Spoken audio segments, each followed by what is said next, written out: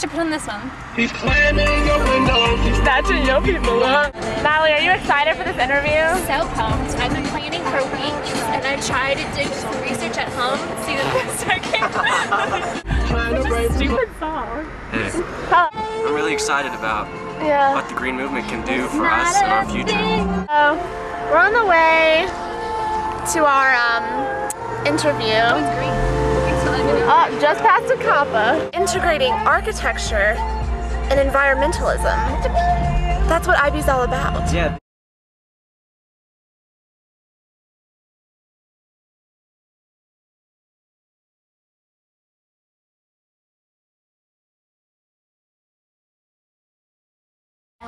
LEED certified? Yes, I am. Can you explain what that is? LEED stands for Leadership in Energy and Environmental Design. Okay. What did you have to go through to get certified to do that? Took a few classes and then took a standardized test. Okay. Gotcha.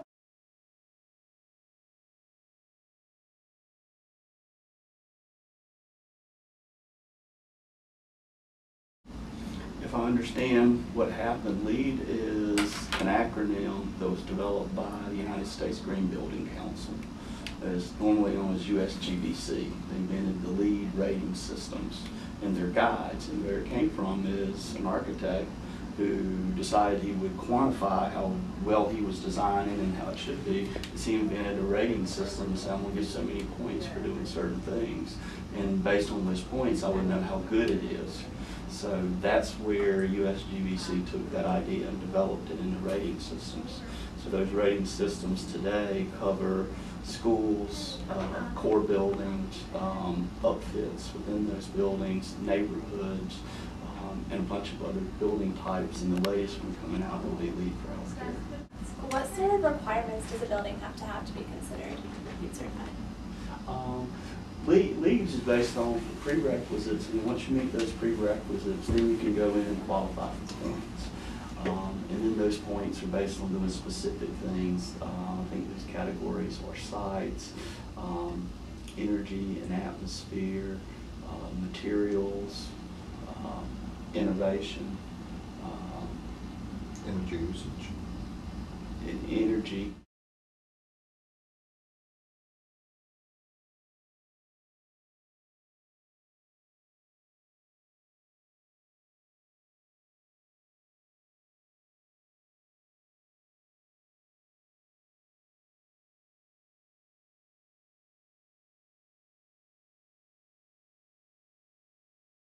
So this building was built 25, 30 years ago, and truthfully there was nothing green about it. Everything from the roof to everything else about it.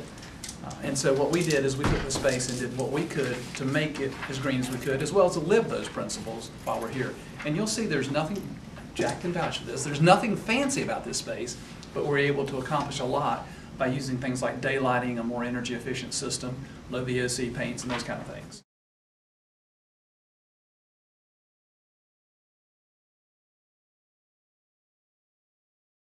Normal bright day, this one's absolutely amazing. This whole room is lit. This is absolutely a dungeon back here. There's no other light in here, and if we didn't have that one solar tube, but look at the energy we can save back in this corner. And that's illuminating the entire space. That's right. Efficiently. That's right. And you're not using any electricity. That's a solar tube, the bright light. Yeah, the brightest light on a cloudy day. Okay. Oh, wow. That's the sun, which there's not a sun, no sun out. Look how bright it is.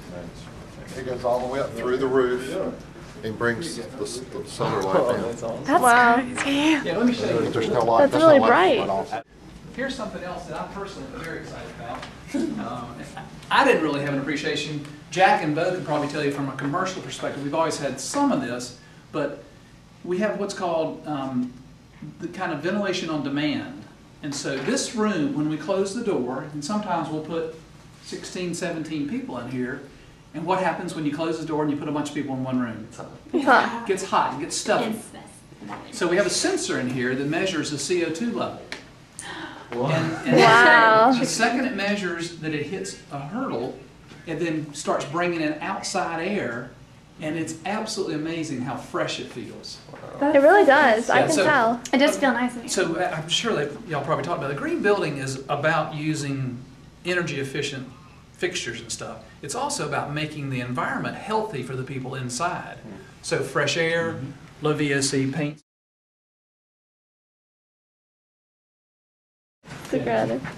Was it extremely expensive to change this all into green? To retrofit? No. Really I mean, yeah, there are a few things that cost a little bit more. The certification process costs a little bit more, but most of the other things don't. So like the low VOC paints and compounds for those kind of things, I'd say today there's no cost differential. I mean, you may have some slight experience, but I think at first there was a little bit.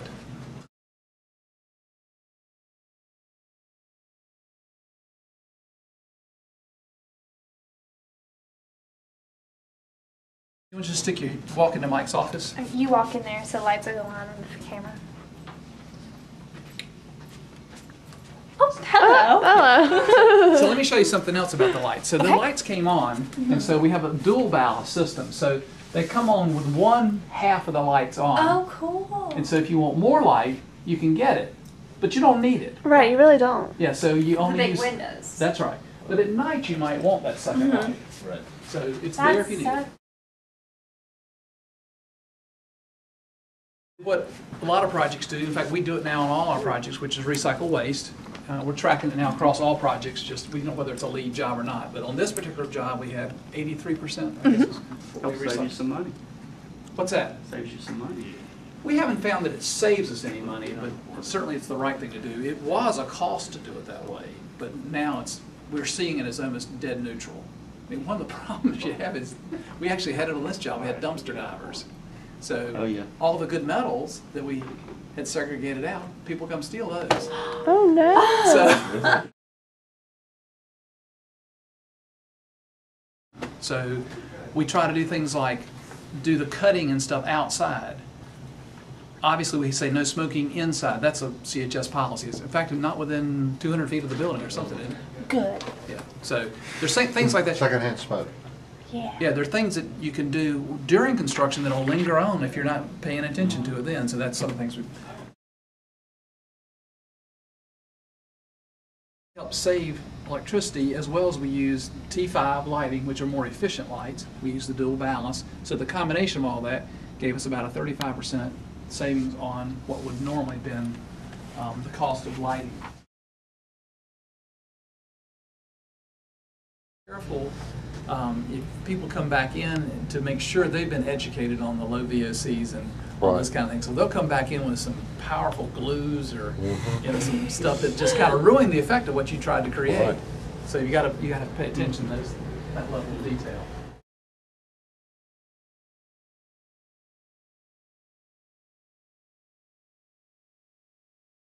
There's the waterless urinal, and then just as in the ladies' room, we have the dual flush toilets. Oh, the up for the and the down. Up or down? Yeah. And so the water faucets also have sensors and low flow faucets. Now, a good important lesson for that is those sensors are powered or solar powered. From the Low flow. That's right. Yeah. So what does it take to solar power a sensor? It takes light. It doesn't take sun. It takes light. It doesn't take sunlight. Oh. Solar thermal, which is what you heat hot water with, and that's the kind of solar thing, that takes sunlight. That takes the heat of the sun. Okay. But a photovoltaic. So those run just through your lights that you're already using. That's right. It's very, very good. Wow. So you're reusing that light for something other than light. Yes. Correct.